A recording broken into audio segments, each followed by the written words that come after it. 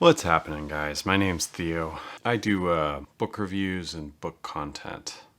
And tonight I'm going to be doing a review of The Time of Contempt. It's the second book in the Witcher series and the fourth book set in the Witcher world. So tonight I think I'm going to do things a little bit differently than I've been doing in the past. Up until this point, I've been gearing my content towards the reader who's trying to decide whether or not to read a book. So staying away from spoilers and that kind of thing. But I figure second book in a series, you already know whether you're going to read it or not.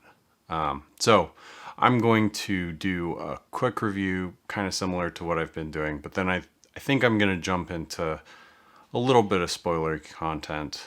I'll give you plenty of warning just to give you a chance to click away if you're watching this and haven't read it and want to read it. So with that, let me get into my review. The Time of Contempt picks back up with Yennefer and Ciri, and Yennefer has decided to enroll Ciri in a magic academy. You pick back up with them when they're on the road to the magic academy. Meanwhile, the politics that were happening in the last book are still going on, and nations are conspiring with Ciri in their crosshairs. And the story kind of follows as Ciri and Yennefer make their way to the magic school. This story centers more heavily on Ciri than the past books have. It definitely gave her more of a voice. In fact, this book focused on all of the kind of main characters more than in past books. I felt like the short story collections, you were jumping from adventure to adventure too much to really get an idea of the characters. And the first book in the series, The Blood of Elves, focused more on the politics than on actual character relations. I really enjoyed getting to know the characters in this one a little bit more than I had. In fact, I would say that this is definitely my favorite book in the series so far. Or it was right up until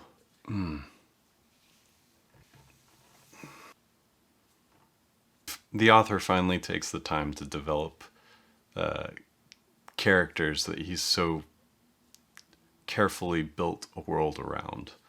And I really appreciated that. I'm a reader that tends to appreciate character. Well, I like watching characters go through arcs. I'm a reader who tends to not be so interested in the politics of a situation. I prefer more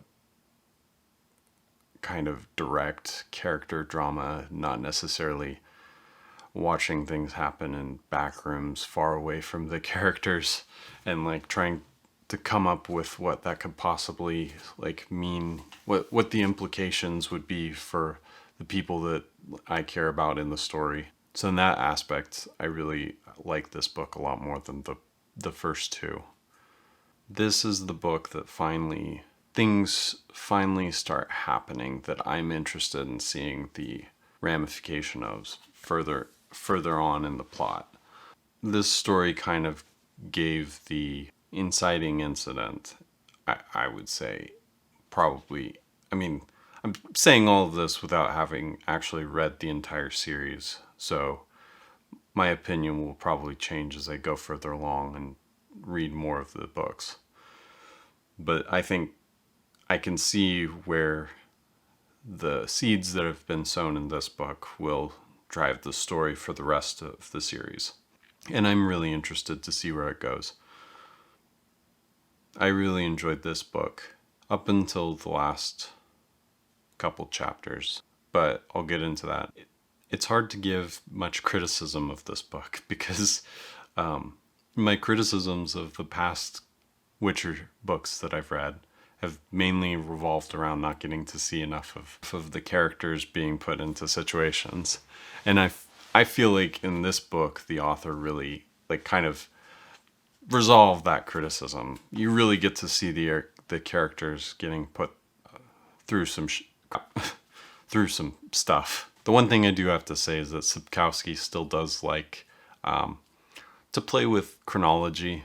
He likes to tell kind of side stories within kind of a narrative framework. So he'll have a character recovering after they've gotten injured or something, and then tell the story of how they got injured, which is really interesting. It's a different than most kind of epic fantasy that I've read, but it does take away some of the suspense that you feel as the reader, because if you see that the characters made it through, you know they're not going to die in the story that they're telling. Kind of takes that out of, like, the author can't use that. But I mean, it's interesting. It's a interesting way of framing the story, and it's refreshing to read. So I would definitely recommend this book, especially if you've read the first one in the series. I think at this point I'm gonna talk about a couple of spoiler things. So if you're still around and you haven't read this book, I would recommend clicking away. Getting into spoilers in 3, 2, 1. All right, so the rape scene. I did not like it. I know it's somewhat like on brand for this world, I guess. It's supposed to be a very dark world, but man, I feel like the point that the author put it in the story, and okay, so I don't know.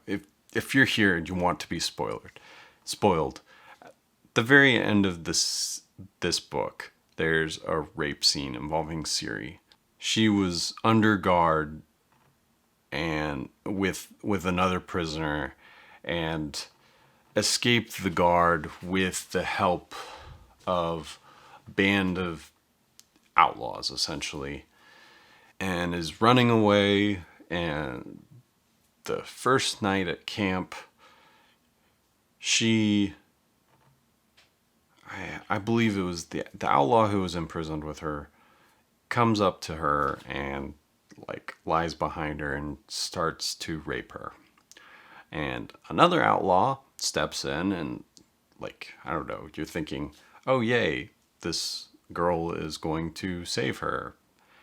And she does from the guy, but then she basically ends up raping her instead of the guy. So it's like, and then Siri just sticks, like, you're in Siri's head at the time, so you kind of see, like, she's feeling a bunch of negative emotions and stuff, and then she just ends up sticking with the band and, fade to black in a few pages.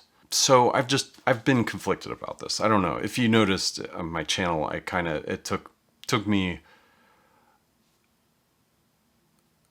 it's been a while since I put out a video, and it's because I've actually been struggling with struggling in my head with my issues with this specific scene. Siri's a kind of a daughter figure, and